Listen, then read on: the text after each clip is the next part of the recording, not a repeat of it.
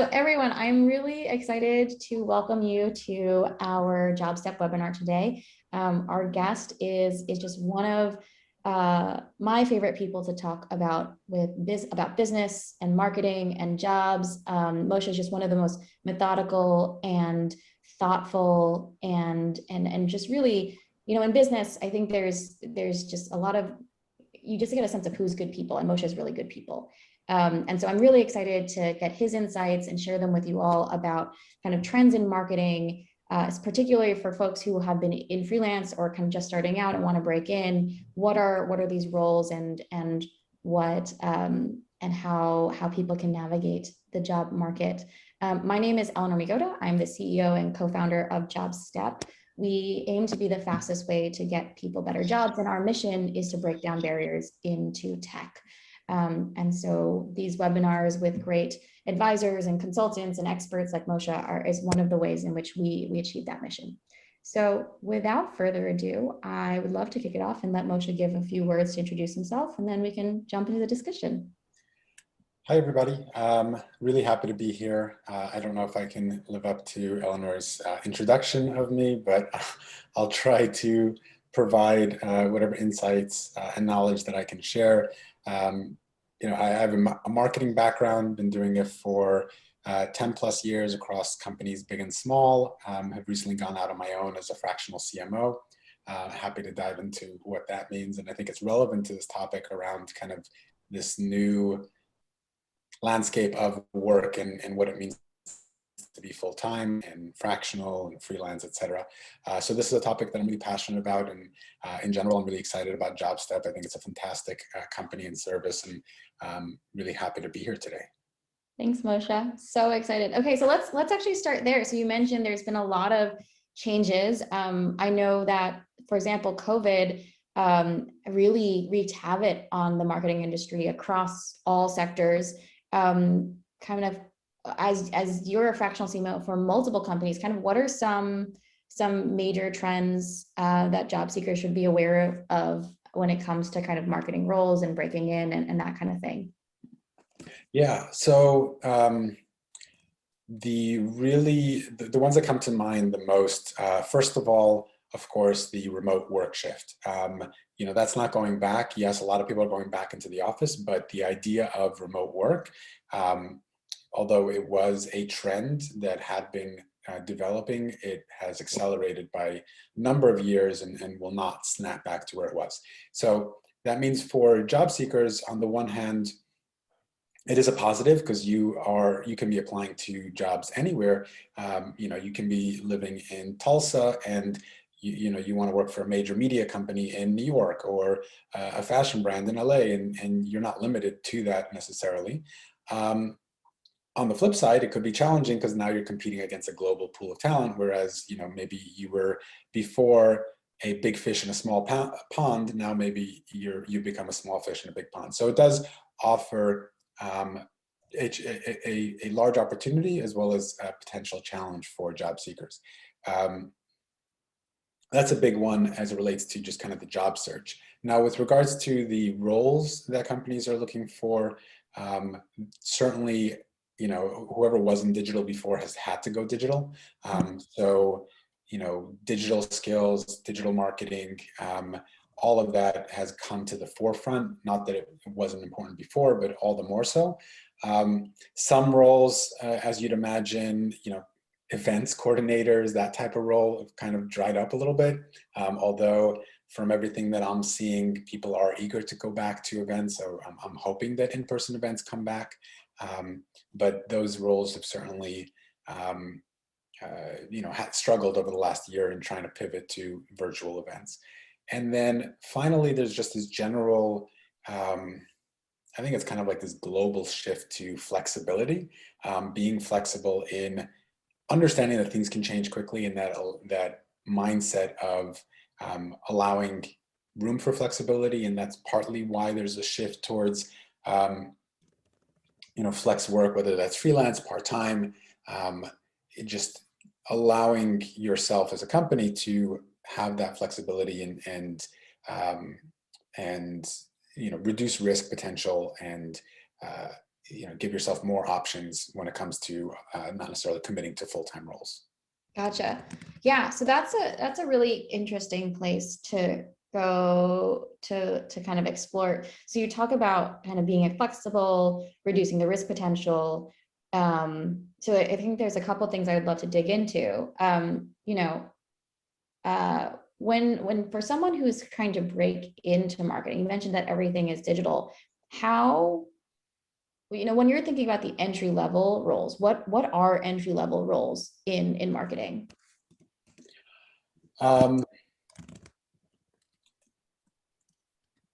Good question. A lot of entry level roles will come in inside in kind of ambiguous, marketing coordinator, marketing associate. It basically means doing everything that nobody else wants to do, which I think is true for most junior roles, unfortunately. But a lot of people break in through an internship. Of course, that's a tried and true path when you're starting out your career. It's great for students to explore companies, but also more importantly, explore roles. So when you're studying and you think marketing is appealing to you, marketing has dozens of roles within it, right? So which part of marketing are there specific areas, channels, departments within marketing that speak to you, and an internship gives you that opportunity to kind of explore a little bit more. So certainly a way to break in and find a little bit of a foothold. Now, when it comes to actually applying to jobs, you'll typically break marketing into three categories. Some would say two, left brain, right brain, but I think that's general, a little bit too general. So you have the creatives, designers, writers, photographers, videographers, all of the kind of creative side of the house. And then you have the analysts, people who are very data-driven and will spend most of the day in spreadsheets. And then you have the technical folks, which are oftentimes they're interacting with the engineering team. Sometimes they're almost like product managers living in marketing. A lot of SEO kind of fits into this bill, where we consider them more of like kind of the left brain marketer, but actually they're very technical. They're almost like developers. So those are kind of the three buckets that I would put people in. So within each one, there are entry level ways to get in. On the creative side, oftentimes, social media roles, they'll bring in junior people, partly because they think that, if you're a Gen Zer, then social media, even though having your own social media account doesn't necessarily mean social media marketing, but it does kind of, if you're a digital native, then you certainly have a leg up. So social media is a way to break in. Writing is always a way to break in. I know we're going to get into that because the topic is kind of shifting from freelance to full-time, so we'll talk about that in a second. On the other side of the house, you do have, kind of digital marketing junior analyst or associate roles, which you don't really need a ton of they're entry-level roles, but they will expect certain skills, and we can dive into those if you'd like. Yeah. I'd love to dive into both of those. So let's talk about the creative. So I think you get a lot of folks who, I remember last year when we were just getting JobStep started up, and we talked to a lot of recent grads, and so many of them had either majored in marketing or communications or English or maybe even politics, right? So non-technical degree, liberal arts degree, or some sort of business adjacent degree, and they thought, I want to be in marketing. COVID really wreaked havoc on all entry-level jobs across the board, but especially in marketing. So you mentioned social media and writing. Do you think these jobs will come back for entry-level candidates, or do you think this is something where you kind of go freelance and you build up cred and then you move up? What is the pathway there? There's a lot more opportunity for people who want to go freelance. That there's marketplaces beyond Upwork now. Like it used to be, you go to Upwork, you go to Fiverr. It's the Wild West. There's tens of thousands of people bidding on projects, and there's quality, there's not the highest quality, and you get what you get. Now you have a shift from that, and this isn't necessarily answering your questions about the entry level roles, but you have marketplaces like TopTal and Marketer Hire. These organizations are really interesting to companies who want not junior level talent, but vetted talent that they can ramp up and ramp down quickly. And that's what these services provide. It's kind of like, talent for hire. And then from the talent's perspective, it is a way to be freelance, but also have some sort of consistency where you're not looking for clients all the time. I think that there's always a push and pull between in-house versus outsource. And I have this conversation with clients all the time. What's the right move? Do you build the team in-house? Do you outsource? And the answer is, well, the answer to most things is it depends. But the answer in this case is usually it's a combination of the two, and it changes with the maturity and the needs of your organization. Keep in mind that I mostly work with startups and tech companies and companies that are growing quickly. So my perspective may be a little bit skewed. Well, I'm sure it is skewed based on my experience, but the operation at a large agency, for example, or at a P&G or Coca-Cola, is going to be very different. Since I brought that up, actually, agencies are good places to break in as well, because part of their model is to bring in junior people, train them up quickly, and kind of just somewhat of a chop shop. I don't want to be too negative about the agency life, and there's pros and cons to it. You do learn quickly, but they often will recruit people out of school for those roles. Gotcha. That's really helpful. So then, in the startup world, when you are thinking about advising a team that's starting to think about their marketing, what are the frameworks that hiring managers and advisors like yourself that are advising these hiring managers on whether to go freelance versus in-house? Yeah. So the first in-house marketer that you should hire is typically going to be a generalist. That is someone who can experiment quickly across multiple channels, because you're going to need a little bit of a lot of things. You're going to need sales enablement material if you're doing B2B. You're going to need, a website and branding and a social media presence, content strategy, some experimentation across digital channels. So you'll be launching Facebook and LinkedIn and AdWords. So there's going to be a lot going on, and ultimately, someone in-house, someone scrappy and resourceful, will most likely be the best bet to kind of kick off a lot of these initiatives across multiple areas.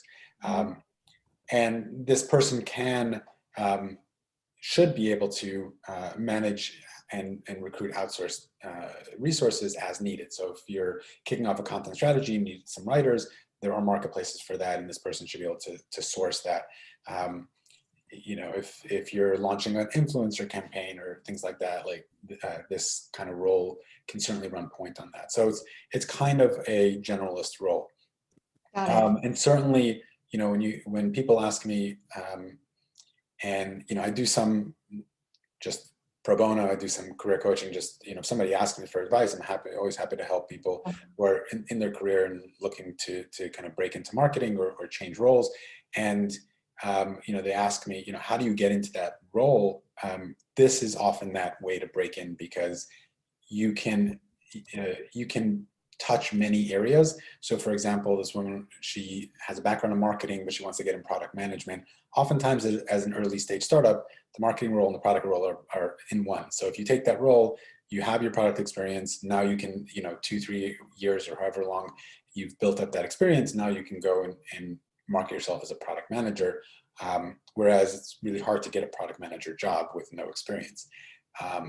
So early stage is really a jack of all trades kind of role. Someone scrappy. They often use the term growth hacker, which is kind of trite, but that's the title.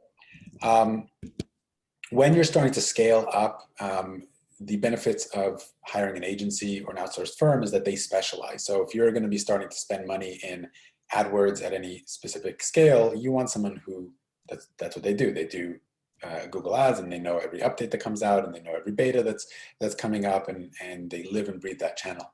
So, if you're doing outbound sales, right, do you need to build up a full in-house sales function with sales ops and SDRs? Probably not. You can, have one account executive who's the closer, and then use an outside agency to do outbound lead gen, and use an SDR firm that can vet and qualify leads for you. And we and you look for specialists in these various areas. So it's depending on where you are in your growth cycle. Ultimately, you end up coming back full circle where you have too many agencies and nobody's managing them, and oftentimes that's where I would come in as a fractional CMO, which is kind of connecting the dots and starting to build out that framework of an in-house team that works with outside partners as well.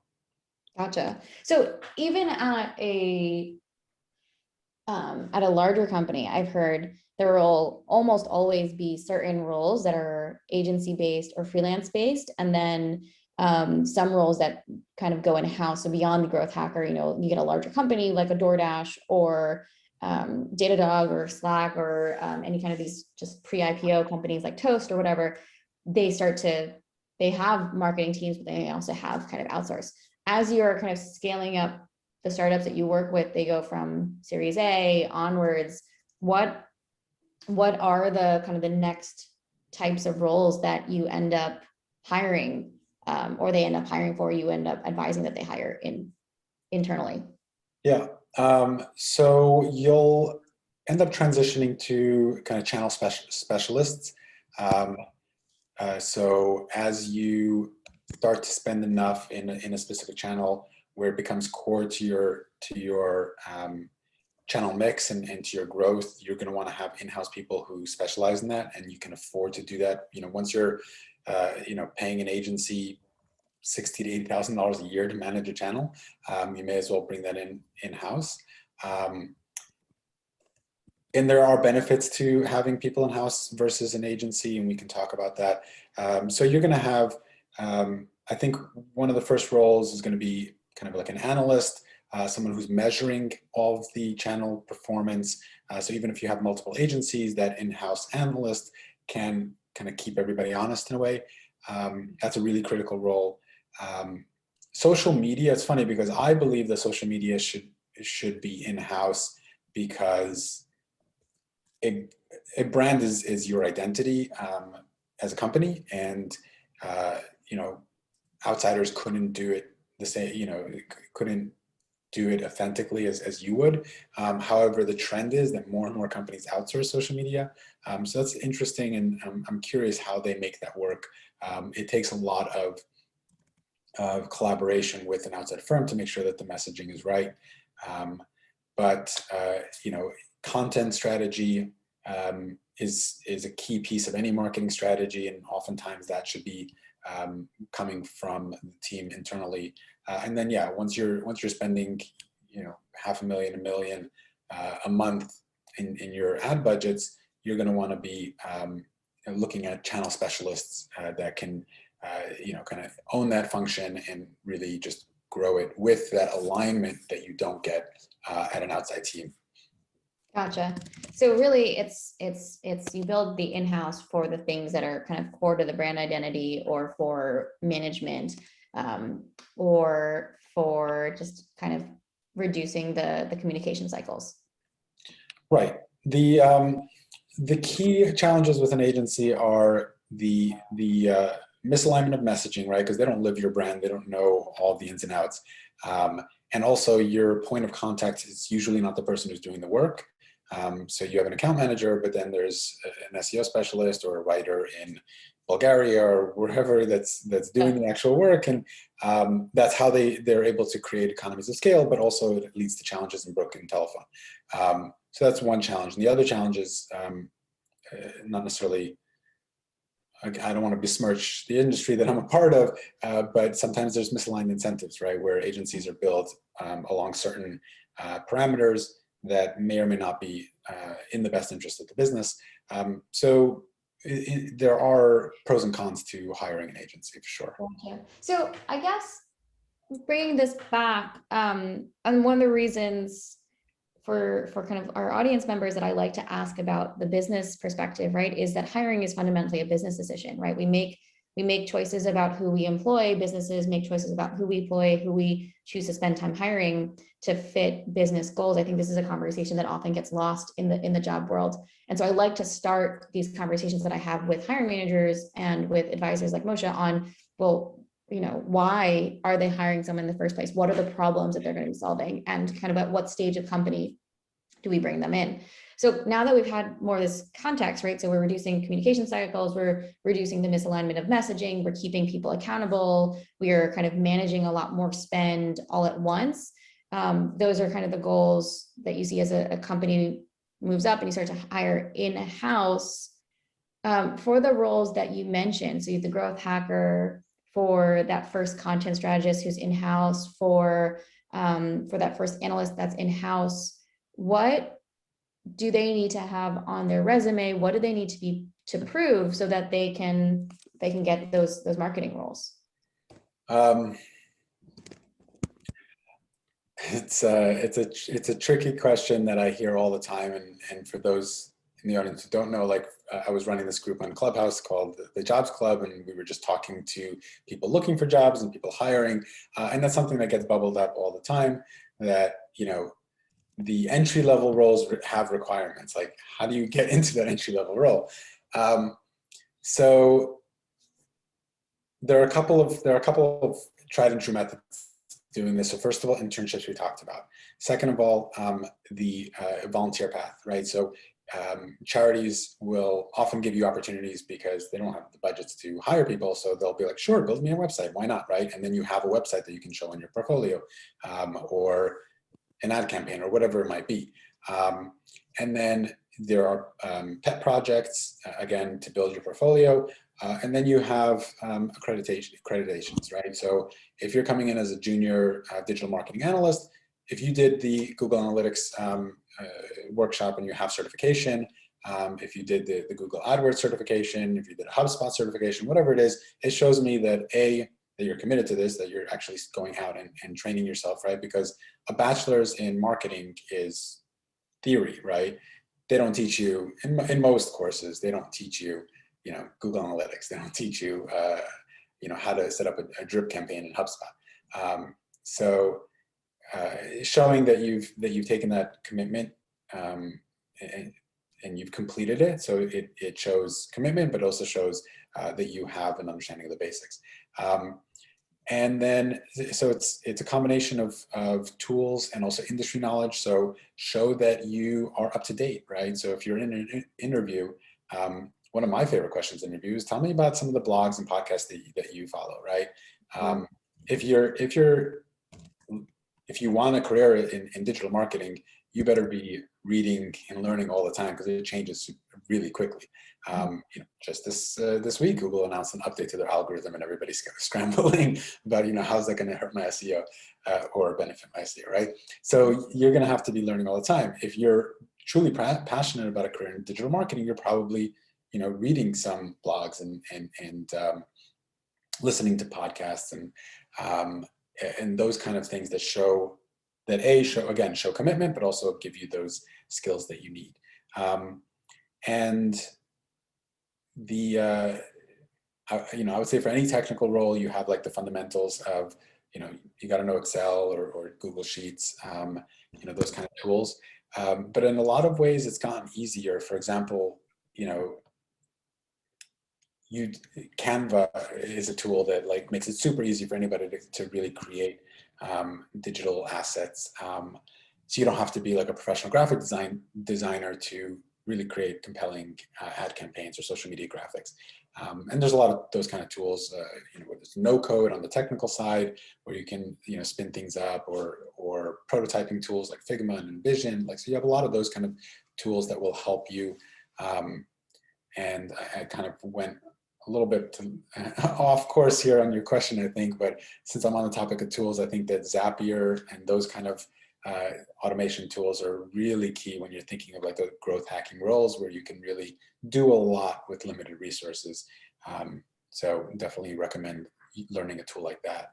Yeah, definitely. So just to recap, Canva, Zapier, Google Sheets, Excel, and then just having, a real curiosity about this field and what's changing is our kind of two really important or two sets of skills or bodies of skills to kind of show that you are a good fit for entry-level marketing roles. So it does seem like marketing has, for all that, there's so many people graduating with a marketing degree, or I think in the everyday conversations, people tend to say like, oh, marketing, that's an easy entry-level job. You don't need to be an expert. But actually, I think from this conversation, that's definitely wrong. There seems to be a higher barrier here than many of the other roles that we support, like operations or customer support or customer success, where yes, those also have key requisite skills, but you don't necessarily need industry expertise in order to get into those. It sounds like in marketing, there is a little bit of this chicken and the egg of how do you get the industry expertise? How do you get the knowledge so that you can convince someone that you can continue to do it? Yeah. How did you break into marketing? Actually? I broke in, so to start with, taking on projects. So as a freelancer, I would basically, anything that someone asked me, can you do this? I would say yes, and then Google how to do this. And through that, figure out lots of different components of marketing and what I liked and what I didn't like, and quickly realized that I didn't like financial services, so kind of moved away from that. And then joined a early stage startup, and that really gave me that opportunity that I was talking about earlier, where I was doing everything in marketing and product. And being able to do that kind of gave me, 10 years of experience in 2 years, because, everything from branding to customer acquisition to lifecycle marketing to product development and product management, was able to do all of that. And then I've also, so that's a really good kind of way to build that, wide tool belt. And then I spent 4 years at a e-commerce company that I was responsible for all digital marketing. I had a team across multiple channels. So that kind of gave me a very deep knowledge in a few specific areas. So you need a little bit of both, I think. Not necessarily, you can be 100% specialist. But if you're looking to kind of move up in marketing roles, typically you're going to need, certain specialties, but also a broad knowledge. There are roles in marketing. I don't want to say that there's no way to get into marketing without specific skill sets or experience. There are roles. I've seen it. I mentioned this company that I was working at. They had a large call center, and I've seen a number of people who moved from the call center into marketing. So they started in kind of a support role, and were able to kind of move into whether it was merchandising, which was under marketing, or into the creative team, as they started as, I think, an assistant production manager for the product photographer, and then they moved into the creative team through that role. So there are ways to kind of break in with just kind of like the basic skills. If you're organized and thoughtful and resourceful, you can do pretty much any job, right? The other things, of course, are needed to get better at it. But if I'm looking at a recent grad, I'm not expecting them to have years of experience. They're not going to, right? But I want to see those kind of basic soft skills, more so than the hard skills. And if you're eager to learn, you're going to learn, right? Yeah. So that's a really nice transition to just kind of talking about the hiring process. So you mentioned you're looking for people who are organized, thoughtful, and resourceful on top of, any of the skills that we mentioned, but, sometimes you're willing to forgo the skills if you see the really good personalities. In marketing, I do see marketing roles open. When we tested with marketing roles at the height of the pandemic, we were able to get some of our folks interviews. But it was a far lower rate than for many of the other roles that we now support, like customer success and operations and data analysts and so forth. And part of that is I know that there are some roles where, because of the nature of the role, or the way hiring managers, or just kind of the culture of the industry, some people really prefer networking, or they really prefer having worked with someone, or they prefer kind of someone doing a contract job for them and then hiring them in-house as a test before bringing them in-house, versus in customer success or customer support, the onboarding timeline might be a little bit shorter. And so you can sort of test something out, bring someone in-house. And also there is a bunch of kind of in-house cultural knowledge that you want to pass on. So for marketing, where does this fit? Is this like, how, do you see people getting hired through resumes, or is it largely through networks? Is it, finding people who are freelancers, having them do work for 3 months, and then maybe hire them full time? What are the patterns here?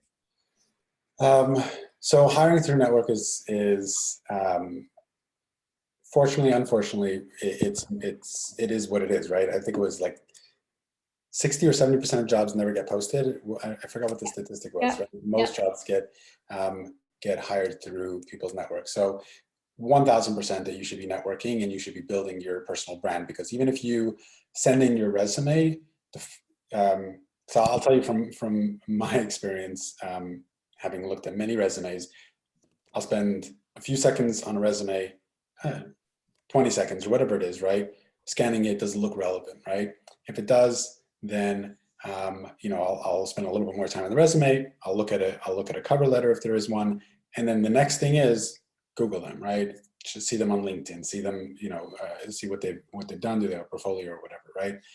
So having that digital presence is critical. Posting to LinkedIn, writing if that's your thing. If you're a writer, publish on Medium, have a blog, publish on LinkedIn. It doesn't even have to be long form. Just be out there, and you will reap the benefits. Go on Clubhouse. There's tons of great conversations that happen every day and connections that are made all the time through that. So absolutely, you should be networking. And then, sorry, I forgot the other part of the question. Yeah, just how hiring works. And so actually the right, so follow-up. then, Yeah, go sorry, for it. so you were asking about the kind of try before you buy. That does happen. That's not necessarily useful for entry-level roles because you can't really give them anything, but for any sort of like skill-based roles, whether it's a designer, writer, even digital marketer, you could and often do see people giving a project, and then based on the success of that project, offering someone more consistent part-time work, or potentially bringing them on full-time. Gotcha. So there seems to be a split. So the designer, writers, technical folks, you bring on part-time on kind of freelance projects, and then maybe bring them on full-time. Sounds like the analysts, that seems like a full-time position all from the get-go, or is that one that you also see freelance first and then bring them in? Yeah, an analyst most likely will get like a project, whether it's some sort of data analysis, optimization, whatever it is, project, and then be offered more of a full-time role. I am not a huge fan of, as a hiring manager, you shouldn't be giving people work during the hiring process.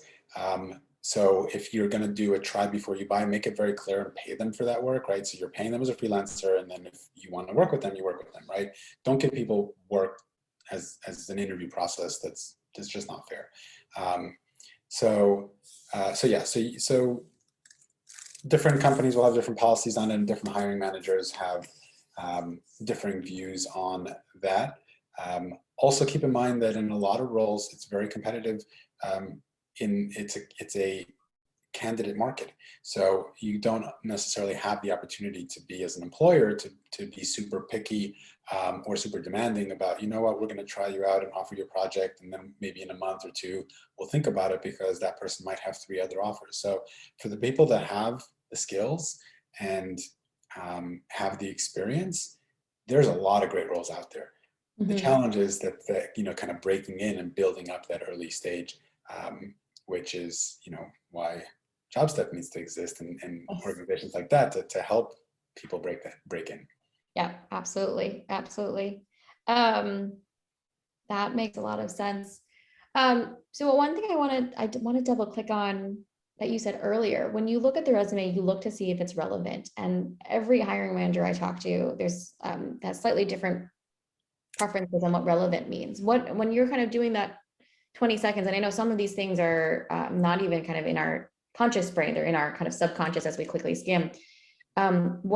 What determines if someone is relevant or not? Is it a skills? Is it context? Is it industry? Do you look for that thoughtfulness somehow? Yeah. Well, relevant is maybe not the best word when you're talking about entry level positions, because you're there's still some relevance. I will say, and call me out for this if you will, but I'm very picky when it comes to resumes for marketers. Like I've hired many engineers, and I don't care what the resume says. I want to see what their GitHub looks like, right? Yeah. But when you're hiring a marketer, right, you have to be able to market yourself, right? If you can't market yourself, then why would I expect you to market for me? Um, so, um, we talked about thoughtfulness. Your resume is that's your first impression, right? You got to make sure that you at least have the basics, right? There's so many resources out there about online, how to write a decent resume. Um, so even if you don't have the experience, you can put together a professional looking resume that doesn't have mistakes, that presents you in a positive light. Now, when I talk about relevance, talk about courses that you were passionate about, right? That talk about a project that you did. There are ways to bring in past experiences, even if they're not job experiences, that show relevance and passion. Yeah. Yeah, and kind of not on your question, but somewhat related.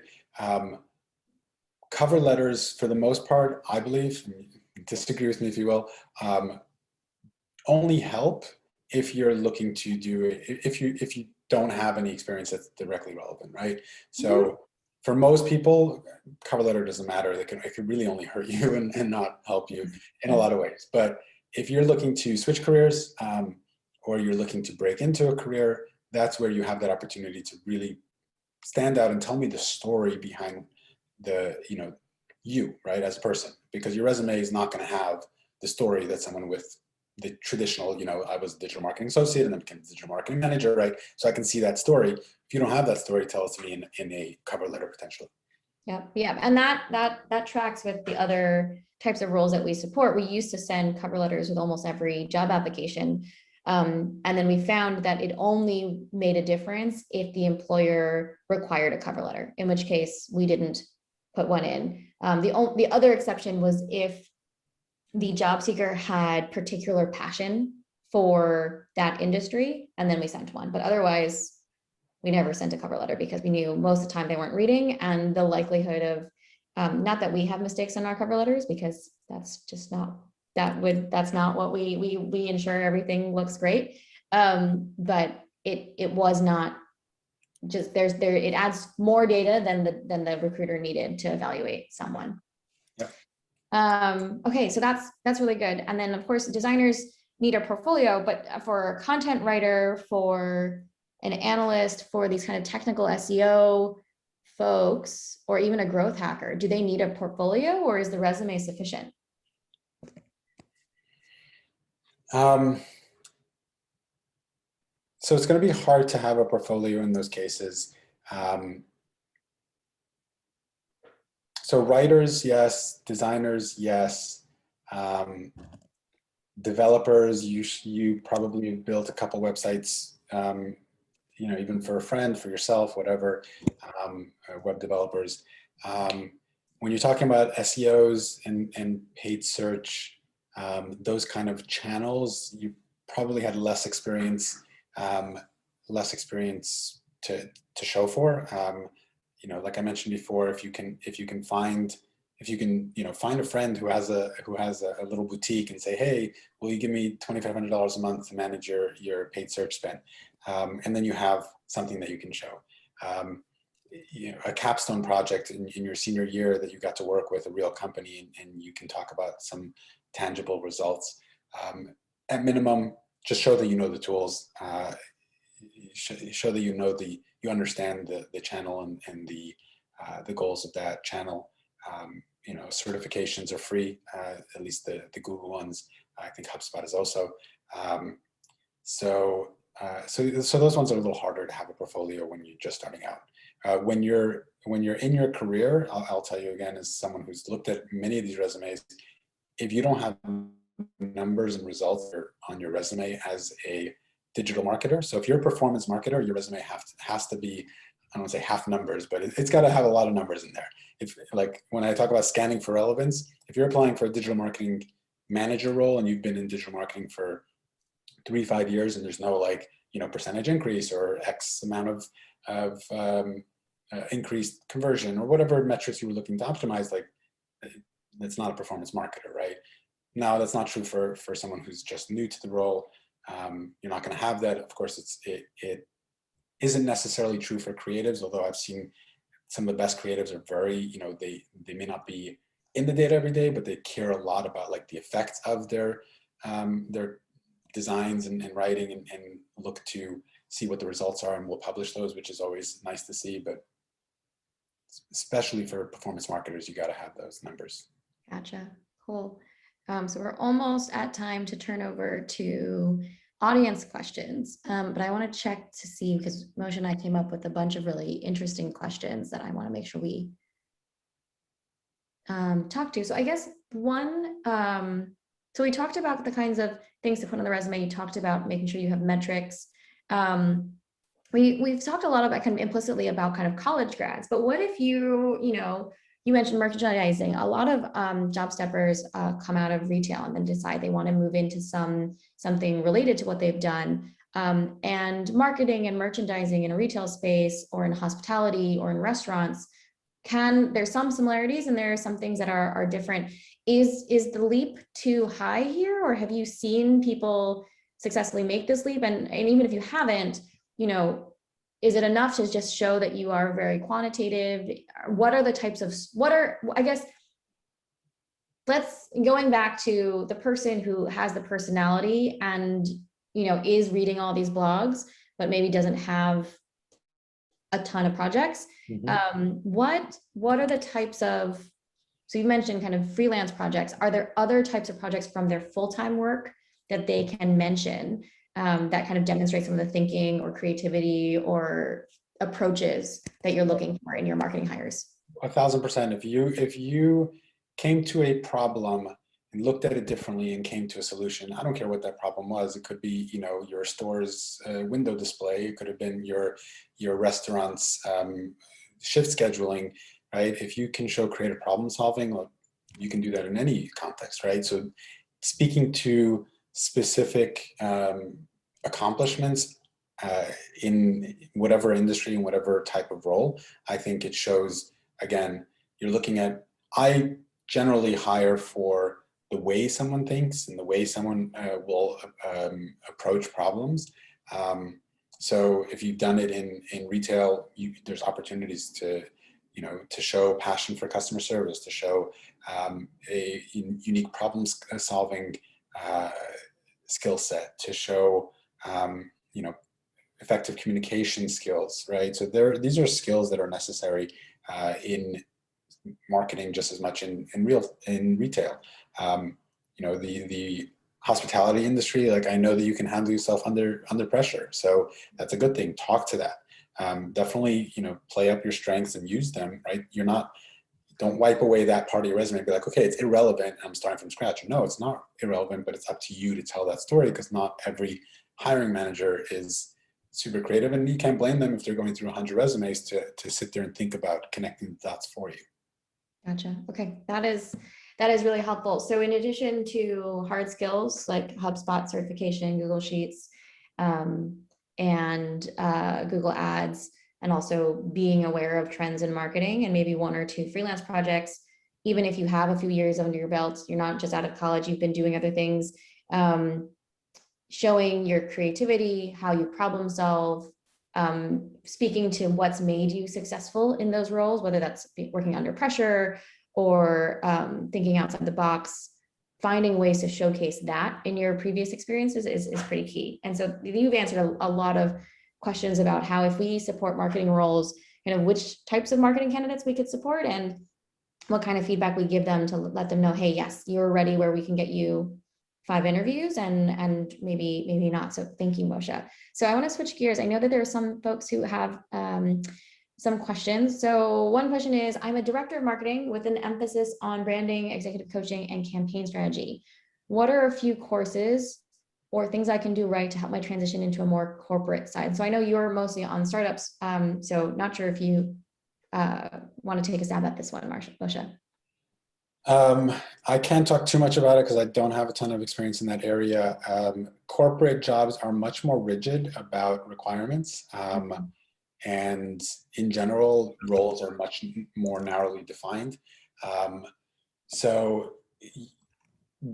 this is true for, I think, all job postings, where you just look at what they write and see, how many of those things can you map your skill set to or your experience to.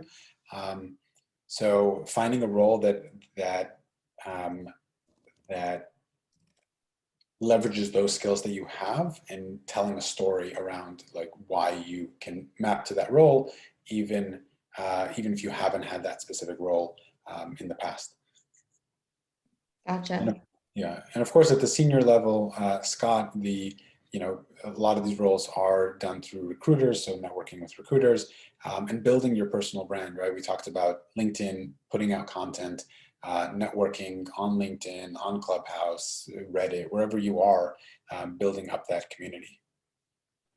Absolutely. Yeah, I think we've found for even non-marketing roles in corporate, if you have exactly the skills that someone is looking for. And so we've actually had success with a couple corporate roles, but they line for line had a much higher percentage of the requirements than we normally need our job seekers to match for kind of non-corporate roles. And that's when we actually see the response rates from corporate companies, and we see it in a reasonable time period. Another thing I will say is that corporate companies often take, whereas most other companies will take 4 days to 2 weeks to respond, we find that corporate companies often take 4, 5, 6, 2 months to respond to job seekers. So just something to think about. One quick thought on that, which may not be relevant. I don't know who needs to hear this, but with the importance of diversity and inclusion, and that's brought to the forefront,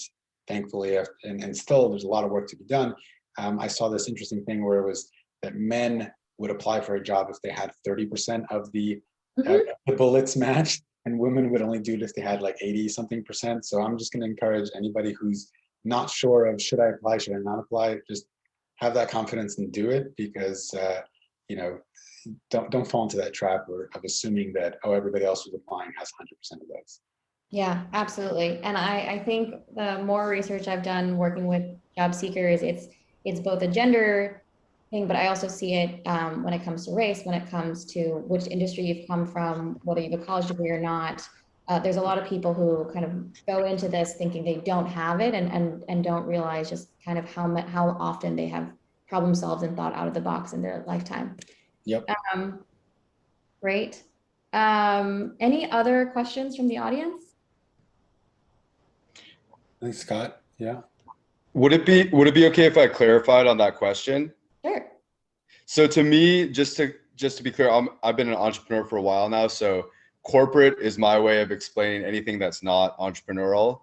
So right now I am consulting for a startup. They're in year 4, and I imagine, to Moshe's point, that based on my personality, which is a little bit more unconventional, and the way I do marketing, I would connect with a small to medium-sized company more, because you're absolutely right. It is even more rigid and becomes a little bit more challenging for me to try to connect the dots of all the million things I did in my own marketing business and just don't have the language yet to translate it over, if that makes sense. Like, I'm still trying to figure out what multi-channel marketing really means. I'm 98% sure that I did that in my business. I just don't know because I didn't call it that. I was doing a bunch of different things on different channels.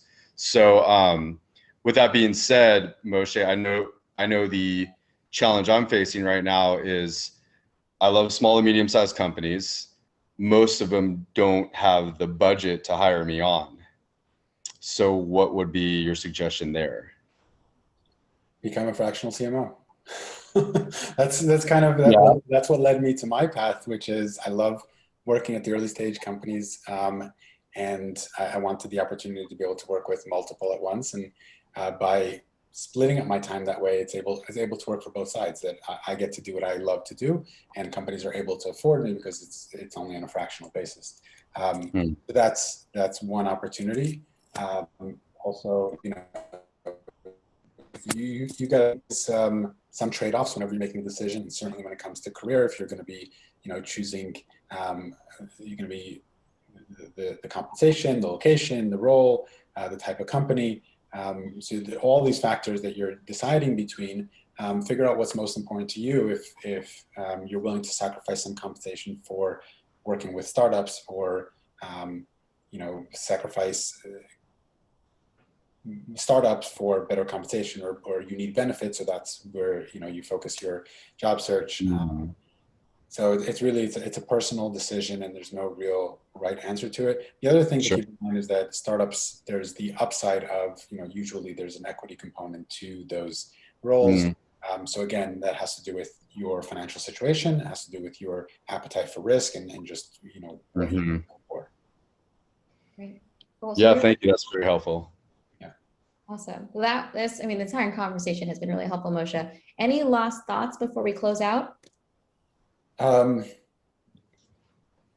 going to piggyback what I just said about having self-confidence, and certainly if you come from an underrepresented group, try to overcome that. And I know it's an uphill battle, but everybody sometimes feels like an imposter, and like I don't have what it takes, and I don't match all of the bullets on the job description. You won't know until you try.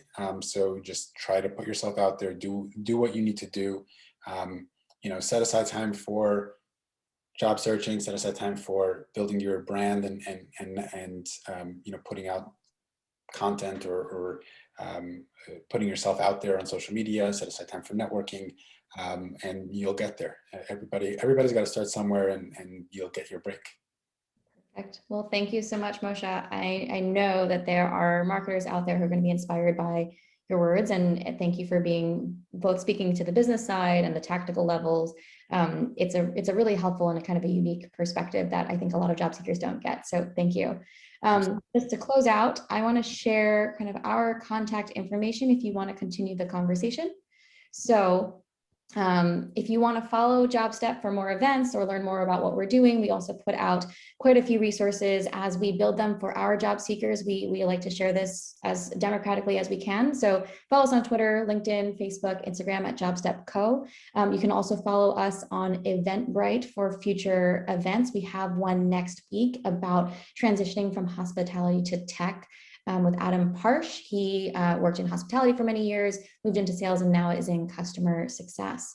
And if you're finding that you're struggling on figuring out how to translate your experiences from one job or one industry to another, or that you are really struggling in your interviews to really capture those soft skills, or kind of hard to communicate pieces, or you're feeling a lot of imposter syndrome, that's JobStep's bread and butter, right?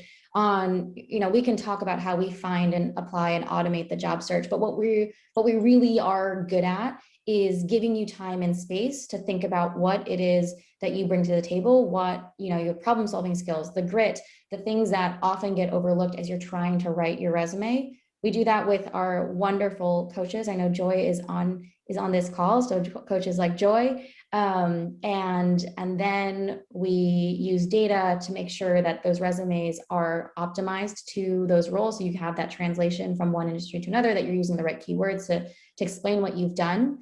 And then we save you time by finding and applying to jobs, which gives you more time to practice for interviews, for networking, for building up your skills, for taking that course on HubSpot that you meant to take, so that you are more prepared for the interview. And so ultimately you have a faster job search. So thank you so much, Moshe. Thank you so much, Adrian, our intern, for manning the chat and recording this conversation. And thank you to our audience today for joining us and spending your time. I know there's a lot of places you could be. And so really appreciate everyone's time and insights and questions today. Thank you so much. Likewise. Thank you, Eleanor.